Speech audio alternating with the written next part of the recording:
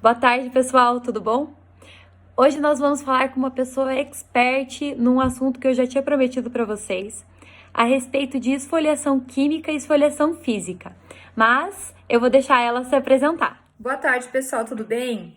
O meu nome é Miquela, eu sou fisioterapeuta especialista em dermatofuncional e já sou atuante nessa área há 16 anos, né? Atualmente eu sou ainda professora universitária na área de estética facial e corporal, mas com ênfase ainda nos cuidados da pele e do rosto, que é um dos temas do próprio mestrado que eu fiz já há alguns anos.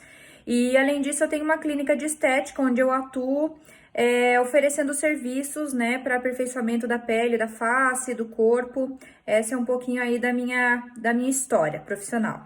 Miquela, conta pra gente, qual que é a diferença da esfoliação química e da esfoliação física? Essa é uma temática bem gostosa de abordar, porque é algo rotineiro no cotidiano das pessoas, tanto em casa quanto na clínica. Então, a esfoliação química e física, o físico vem de gerar movimento, né? Então, normalmente a esfoliação física se utiliza algum artifício, que pode ser um creme que tem alguns grânulos, ou até mesmo instrumentos como o peeling de diamante, peeling de cristais, para que com essa movimentação seja favorecido o arraste das células mortas. Essa é a esfoliação física. Já a esfoliação química, como o próprio nome já diz, se utilizam agentes químicos, como ácidos, né, ou enzimas, que têm uma atividade chamada queratolítica. O que que é isso? Nada mais é do que quando o próprio produto ele faz uma separação das células superficiais, favorecendo aí, então uma esfoliação. Então essa é a diferença básica entre esses dois procedimentos. E quando que a gente deve usar a esfoliação física, quando que a gente deve usar a química e com que frequência que elas devem ser feitas? Pode ser feito em casa, o ideal é que a gente procure uma clínica especializada, como que funciona? Primeiramente, é importante se direcionar a uma clínica especializada, a um profissional de confiança, porque cada pele tem uma característica especial. Eu vou citar dois tipos de pele que são bem diferentes e que demandam uma abordagem, né, bastante diferente entre as duas. Uma pele mais sensibilizada, por exemplo, que apresenta rosácea, tem descamação, arde com qualquer produto. Essa pele, ela seria um pouco menos privilegiada com um peeling físico, por exemplo, né? Então, existem produtos mais suaves que podem provocar essa esfoliação, mas que não entram nessa seara de peeling físico. Já uma pele mais envelhecida, uma pele madura, de um indivíduo que passou anos, né, sob o sol, uma pele mais grossa. Então, nesses casos, um esfoliante físico e um esfoliante químico um pouquinho mais forte, eles seriam mais apropriados. Então, o que que eu indico, né? Que sempre passe por uma avaliação profissional, né, antes de escolher qual é a melhor proposta para o seu tipo de pele, daí que seja direcionado em casa para a utilização de um produto, que pode ser caseiro, um peeling físico ou um peeling químico, mas sob orientação, e muitas vezes complementar esse tratamento com algumas dessas abordagens na clínica mesmo, com procedimentos um pouquinho mais específicos para cada tipo de pele. E em relação ao peeling químico, até um tempo atrás eu nem sabia que ele existia. Quando eu comprei a primeira vez o Cure, não sei se você chegou a ver a minha resenha que eu trouxe do Japão, que ele é composto com 92% mais ou menos dos ingredientes à base d'água. Ele é incrível e eu fiquei fascinada depois que eu descobri que ele realmente era um peeling químico, né? Não sei se você já ouviu falar dele ou se tem outros similares, né, à base d'água. O que que você acha deles? Quais que você indicaria? O que que você acha? Conheço sim esse produto. É algo que muitas vezes é interessante a gente discutir. Às vezes eu vejo na internet, né? Eu vou fazer um peeling químico em casa, eu fui na farmácia, consegui comprar esse produto. Um simples sabonete, eu trouxe até um exemplo aqui pra gente mostrar. Um sabonete que você compra na farmácia. Para uso para pele oleosa, nesse caso, ele tem um componente que é um peeling químico, que é o ácido salicílico, né? Por que que ele é um peeling químico? Porque o componente dele, ele tem um pH inferior, né, ao pH da pele, ele causa uma ação química na pele. Então, ele provoca algumas das ações relacionadas ao peeling químico. Por isso, ele pode ser comprado em casa, pode ser comprado numa farmácia e pode ser utilizado em casa. Esse tipo de componente, ele vai estar presente tanto em sabonetes, inclusive em tônicos. Trouxe um tônico aqui também para mostrar. Também tem o ácido salicílico e o ácido glicólico. Existem máscaras também que podem ser utilizadas em casa e vários outros produtos que têm esse componente, né?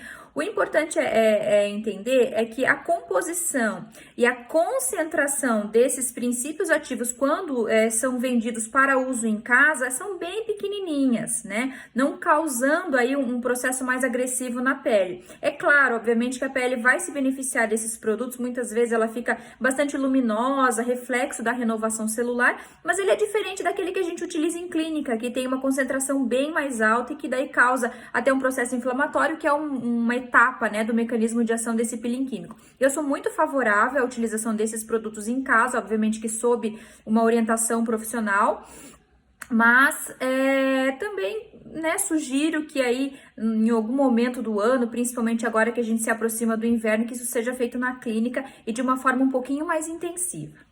E é interessante você falar isso em relação a buscar, né, o auxílio de um profissional, porque, por exemplo, você citou do ácido salicílico, que tem alguns peelings, que, por exemplo, uma gestante, eu fiz uma entrevista até com a dermatologista nos posts anteriores, e ela cita que o ácido salicílico, ele é banido, né, para gestante. Então, às vezes as pessoas vão, por conta própria, comprar produtos e aplicar e podem estar fazendo mal não só para elas, né, às vezes até para um futuro bebê que não tem nada a ver com a história, né? Ou até mesmo quando a amiga usou, fez bem para a pele, ela indica para outra pessoa e acaba sendo um pouquinho danoso para o seu tipo de pele. Numa consulta estética, é sempre importante lembrar que a gente faz uma análise um pouquinho mais aprofundada da pele, né? Avalia como que estão as condições de proteção, de autoproteção da pele para indicar algo que seja até usado em casa. Por menor que seja o efeito em relação à agressividade, quando a gente usa algo que não é apropriado, a gente pode ou não ter resultado, ou do contrário, acabar tendo um malefício por uso de um produto sem uma orientação. E a respeito dessas pessoas que gostam de inventar moda e inventar os seus esfoliantes caseiros com alimentos, sal grosso, açúcar, o que você acha disso? Achei muito interessante essa pergunta, porque eu não sou muito favorável a isso, porque no primeiro momento parece algo barato, tá ali em casa, né, pronto para ser preparado, mas esses tipos de componentes, eles podem muitas vezes trazer malefícios consideráveis para a pele. Por quê? Porque o esfoliante do açúcar, por exemplo, né, que mistura mel com açúcar, o próprio açúcar, ele tem alguns cristais pontiagudos, isso pode ferir a pele, fazer microlesões, causar um processo inflamatório, levar a uma dermatite ou outras circunstâncias que até pode chegar a uma mancha. Muitas vezes o pó de café, ele tá ali numa condição muitas das pessoas usam, né, pó de café também para fazer máscaras, né? O pó de café, ele tá ali numa condição que para consumo, ele vai ser aquecido pra gente tomar o cafezinho, né? E essa alta temperatura, ele acaba muitas vezes matando alguns micro-organismos que ficam ali no pó, porque a gente abre o saco do café, fecha, né? Esse contato com o meio aéreo, ele acaba favorecendo a proliferação de fungos, inclusive, né? Quando a gente aplica isso no rosto, imagine uma pele sensibilizada, numa pele no inverno, que tem algumas fissuras, e você vai aplicar aquele alimento ali no rosto, isso não vai dar certo. Então, eu não sou favorável a essa prática, porque os alimentos não foram preparados para serem aplicados na pele, que tem uma característica muito individual em relação a pH, em relação às camadas da pele, em relação à nossa oleosidade. Então, comida é para comer, produto cosmético é que é para ser utilizado no rosto, dessa forma que deve ser feita. É o que eu sempre falo, deixa para as empresas que estudaram, né, para os profissionais da área, que sabem o que estão fazendo, aplicar os produtos certos nas concentrações certas, né, do que inventar a moda, porque às vezes o barato sai caro, né. E, Miquela, me diga uma coisa, muita gente confunde a esfoliação com a limpeza de pele. Qual que é a diferença e quando que a gente deve fazer a limpeza de pele numa clínica, né? Como a sua clínica, por exemplo, que tem equipamentos especializados para isso?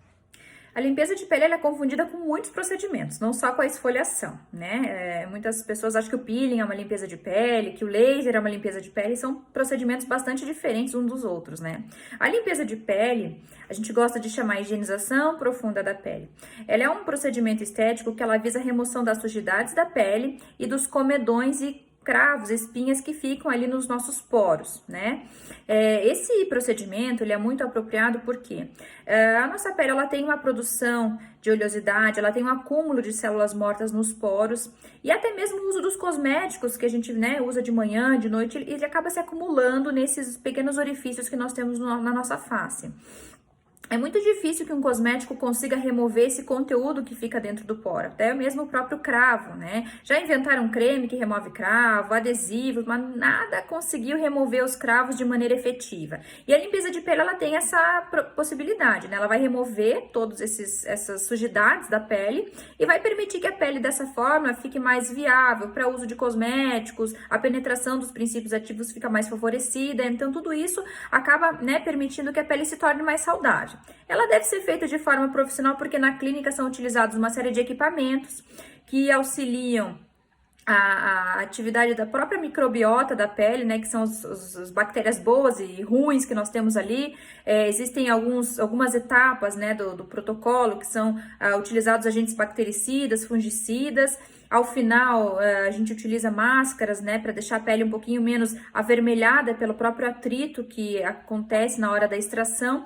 E é um procedimento diferente do peeling químico, porque o peeling químico ele não vai provocar isso, né? Ele vai fazer uma renovação celular. Já a limpeza de pele vai remover especificamente esses componentes que ficam nos poros. Então, são coisas diferentes que podem ser feitas no mesmo momento, mas que são práticas totalmente diferentes. E na sua clínica, a gente tem a possibilidade de fazer todos esses procedimentos, a limpeza de pele, o peeling químico e o peeling físico também? Sim, com certeza. O primeiro passo de quem quer se submeter a um tratamento estético ou saber um pouquinho mais de como cuidar da pele em casa é ir até a clínica, né? Eu, por exemplo, faço uma avaliação do meu paciente com instrumentos como o Dermaview, que analisa profundamente a pele. Eu normalmente faço desenvolvo um protocolo de skincare onde o paciente vai saber usar em casa os seus produtos e quais produtos comprar. E nesse momento é feita uma análise para identificar quais serão as técnicas que devem ser aplicadas na clínica. Entre peeling químico, microagulhamento, laser, até mesmo a limpeza de pele, né, que é um procedimento associado, conjuntamente com essa prática de cuidar em casa da sua pele, com uma rotina de skincare adequada, é todo um papel de um profissional como eu, no âmbito aí de uma clínica de estética. Micaela, muito obrigada pela entrevista. Agradeço, espero tê-la mais vezes aqui no canal para a gente falar sobre outros procedimentos, sobre outras dúvidas que o pessoal tem. E muito obrigada de novo e espero vê-la também na sua clínica. Quero visitar você lá. Um prazer enorme estar aqui falando de um assunto que para mim é uma paixão, sempre foi uma paixão muito grande e vai ser um prazer enorme também recebê-la para cuidar um pouquinho mais dessa pele. Obrigadão. Tchau, tchau, pessoal.